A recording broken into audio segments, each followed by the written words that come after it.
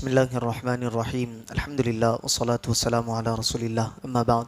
جیسا کہ پچھلے درس میں ہم نے سورہ نساء کی آیت نمبر 76 اور 77 کی تلاوت ترجمہ اور تفسیر سماعت کی، جس میں اللہ تبارک و تعالی نے ارشاد فرمایا، ایمان والے اللہ کی راہ میں جہاد کرتے ہیں اور کفار شیطان کی راہ میں لڑتے ہیں، تو تم شیطان کے دوستوں سے جہاد کرو، بے شک شیطان کا مکر و فریب کمزور ہے۔ کیا تم نے ان لوگوں کو نہ دیکھا جن سے کہا گیا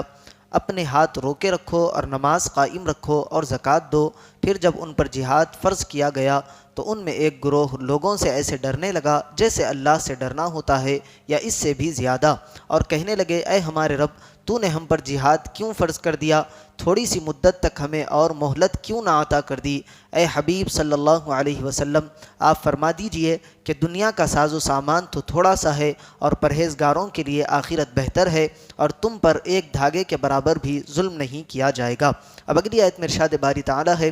اینما تکونوا یدرککم الموت، تم جہاں کہیں بھی ہوگے موت تمہیں ضرور پکڑ لے گی، ولو کنتم فی بروج مشیدہ، اگرچہ تم مضبوط قلعوں میں ہو، وَإِن تُصِبْهُمْ حَسَنَةٌ يَقُولُوا هَذِهِ مِنْ عِنْدِ اللَّهِ، اور ان منافقوں کو کوئی بھلائی پہنچے تو کہتے ہیں یہ اللہ کی طرف سے ہے، وَإِن تُصِبْهُمْ سَيِّئَةٌ يَقُولُوا هَذِهِ مِنْ عِنْدِكَ، اور اگر انہیں کوئی برائی پہنچے تو کہتے ہیں اے محمد صلی اللہ علیہ وسلم یہ آپ کی وجہ سے آئی ہے۔ قل کل من عند اللہ، اے حبیب صلی اللہ علیہ وسلم آپ فرما دیجئے سب اللہ کی طرف سے ہے۔ فما لہؤلاء القوم لا یکادون یفقہون حدیثا، تو ان لوگوں کو کیا ہوا کہ کسی بات کو سمجھنے کے قریب ہی نہیں آتے۔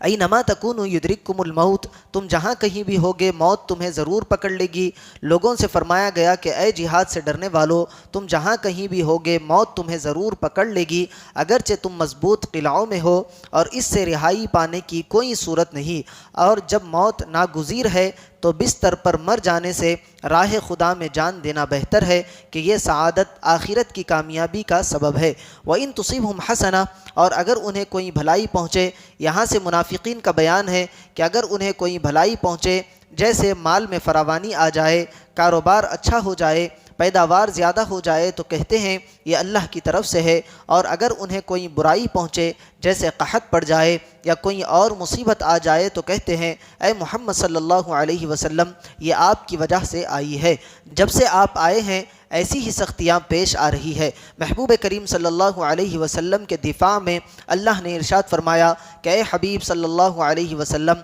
آپ ان سے فرما دو کہ رزق میں کمی بیشی، قحط یا خوشحالی، رنج یا راحت، فتح یا شکست، سب حقیقت میں اللہ کی طرف سے ہے، یعنی ہر راحت و مصیبت اللہ کے ارادے سے آتی ہے۔ ہاں ہم اس کے اسباب مہیا کر لیتے ہیں، نیز یہ بھی یاد رہے کہ نیکی راحت کا ذریعہ ہے اور گناہ مصیبت کا سبب ہے۔ اگلی آیت میں ارشاد ہے، ما اصابک من حسنۃ فمن اللہ، اے سننے والے تجھے جو بھلائی پہنچتی ہے وہ اللہ کی طرف سے ہے، وما اصابک من سیئۃ فمن نفسک، اور تجھے جو برائی پہنچتی ہے وہ تیری اپنی ہی طرف سے ہے، وارسلناک للناس رسولا، اور اے حبیب صلی اللہ علیہ وسلم ہم نے آپ کو سب لوگوں کے لیے رسول بنا کر بھیجا ہے، وکفی باللہ شہیدا، اور گواہی کے لیے اللہ ہی کافی ہے۔ ما اصابک من حسنہ، تجھے جو بھلائی پہنچتی ہے، ارشاد فرمایا گیا کہ اے مخاطب یعنی اے سننے والے تمہیں جو بھلائی پہنچتی ہے وہ اللہ کریم کا فضل و رحمت ہے، اور تمہیں جو برائی پہنچتی ہے وہ تیری اپنی وجہ سے ہے